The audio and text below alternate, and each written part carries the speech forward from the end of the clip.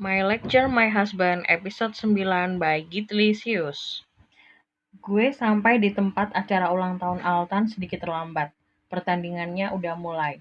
Di dalam sport bar ini ada sebuah layar besar dengan proyektor dan banyak televisi yang sedang menayangkan pertandingan Liga Inggris yang gue nggak ngerti. Teman-teman gue sudah hampir semuanya datang. Gue kira lo nggak datang, kata Iim yang gue jawab dengan cengiran gak enak. Butuh banyak pengorbanan untuk datang ke sini. Lo mau kuliah? Tanya Hanif sambil melihat baju gue. Ya, pada akhirnya gue memakai kemeja kotak-kotak lengan panjang dan juga celana jeans hitam yang biasa gue pakai ke kampus. Bacot lo, Nif, kata gue yang membuat Hanif kicap. Wes, akhirnya yang ditunggu datang juga, kata Kelvin. Jadinya lo diantar siapa ke sini? Tanya Juna. Juna dan Yuda sempat menawarkan tumpangan karena Kara sudah menjelaskan kalau dia nggak bisa datang. Tapi gue menolak ajakan mereka karena gue punya satpam sekarang. Om gue kebetulan lagi ada di apartemen gue, jawab gue sambil nyengir gak enak yang membuat Yuda dan Iim mengulum senyum geli. Sini, kata Iim sambil menepuk tempat di sampingnya. Rara dan Joanna sudah terlarut dalam menonton pertandingan. Pesan aja sana, terserah mau apaan. Gue udah booking tempat ini semalaman, kata Altan yang gue anggukin. Gue dan Iim pun mulai memesan menu makanan ringan yang tersedia. Ternyata sebelum gue sampai ke sini, mereka udah mulai taruhan. Dan tim yang Juna dukung kalah. Dia mendapat hukuman untuk minum 2 botol penuh yang membuat Juna hilang kesadaran. Dan Hanif yang bertanggung jawab untuk mengantarkan Juna pulang kembali ke apartemennya. Gue balik juga ya, kata Joanna yang membuat gue mendelik kesal. Please Jo, cowok lo mabuk juga, lo emang mau nginep di apartemennya? Mending di sini aja sama kita, temenin gue yang jomblo sendirian malam ini. Mohon gue ke Joanna. Joanna pada akhirnya mengalah dan kembali duduk.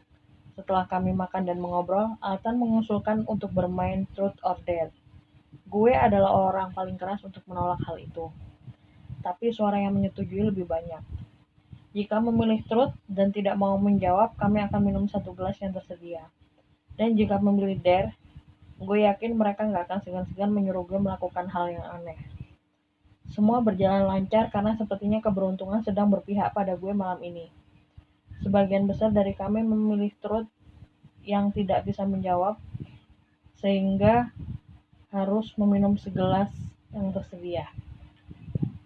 Korban teratas adalah Kelvin, yang untungnya mempunyai toleransi alkohol yang cukup tinggi.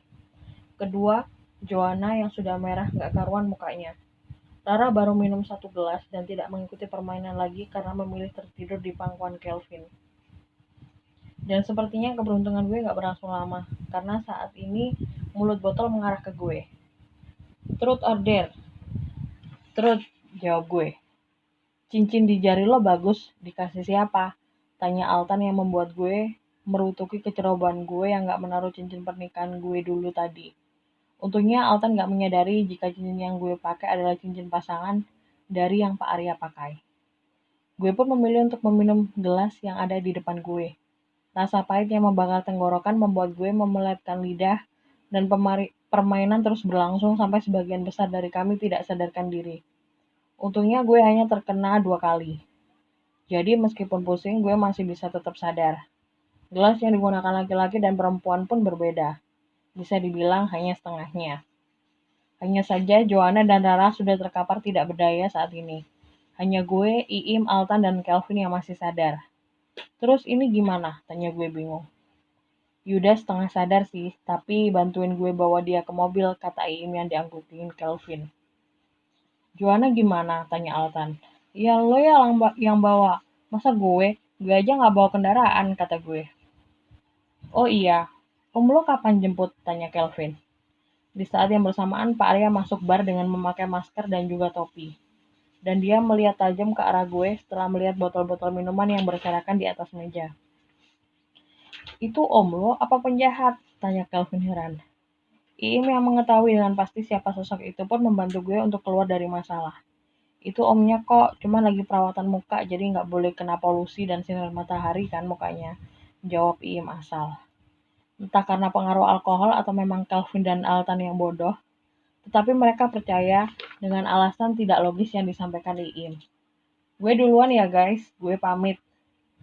Dan di saat gue menghampiri sosok Pak Arya, "Kamu minum?" "Gue dalam masalah besar sekarang," umpat gue. Gue ngerasa takut banget sekarang karena Pak Arya masuk ke dalam mobil dengan sedikit membanting pintu. Dia melepaskan topi dan maskernya dan melemparkan kedua benda itu ke jok belakang. Sumpah, kalau tahu gini gue mending naik taksi online aja. "Saya tanya sekali lagi, kamu minum?" tanya Pak Arya dengan tajam. Gue masih terdiam sampai bahu gue dicengkram sama Pak Arya dan dia membawa tubuh gue untuk menghadap ke arahnya. Kalau ditanya tuh jawab. Gue nggak berani menjawab dan cuma menggigit bibir karena takut. Pak Arya memajukan wajahnya semakin dekat yang membuat gue memberingsut mundur. Tetapi ia lebih cekatan dengan menahan tengkuk gue. Dia mendekatkan hidungnya dengan bibir gue untuk mengecek bau alkohol, yang membuat jantung gue berdetak nggak karuan. Gue mengatupkan bibir gue rapat-rapat agar bau alkohol tidak keluar dari mulut. Tapi tangan Pak Arya malah masuk ke dalam baju yang gue pakai. Hal itu membuat gue melotot kaget. "Bapak ngapain sih?" teriak gue spontan. Dan di saat itulah gue sadar kalau gue salah karena udah membuka mulut gue. "Kamu minum," kata Pak Arya yang lebih terdengar seperti pernyataan untuk gue. "Maaf," cicit gue. Dia langsung menarik seatbelt dan memakaikan itu di tubuh gue. Setelah itu dia membawa mobil dengan kecepatan tinggi ke apartemen. Sesampainya di parkiran apartemen, dia langsung menarik gue keluar dari mobil dan sama sekali nggak melepaskan pegangannya dari tangan gue. Dia membawa gue ke dalam kamar dan mendudukkan gue di kasur. Pak Arya mengambil kursi yang ada di kamar kami dan mendudukkan dirinya di depan gue di kursi yang dia ambil. "Sekarang jawab, kenapa kamu minum?" desis Pak Arya tajam. Gue tahu dia galak di kampus, tapi gue nggak tahu kalau dia bisa semenyeramkan ini. "Jawab," kata Pak Arya dengan sedikit bentakan yang membuat gue tersentak kaget. "Truth or dare," jawab gue jujur. Gue bisa lihat Pak Arya mengembuskan nafas dengan kasar setelahnya.